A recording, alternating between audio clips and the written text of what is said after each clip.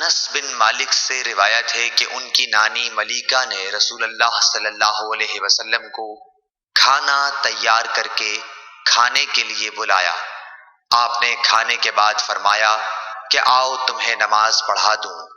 انس رضی اللہ تعالی عنہ نے کہا کہ میں نے اپنے گھر سے ایک بوریا اٹھایا جو کثرت استعمال سے کالا ہو گیا تھا۔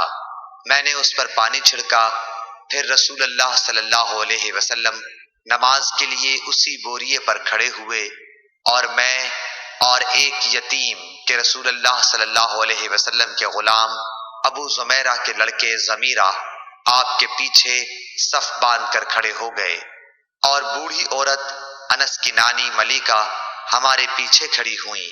پھر رسول اللہ صلی اللہ علیہ وسلم نے ہمیں 2 رکعت نماز پڑھائی اور واپس گھر تشریف لے گئے۔ صحیح بخاری حدیث نمبر 380۔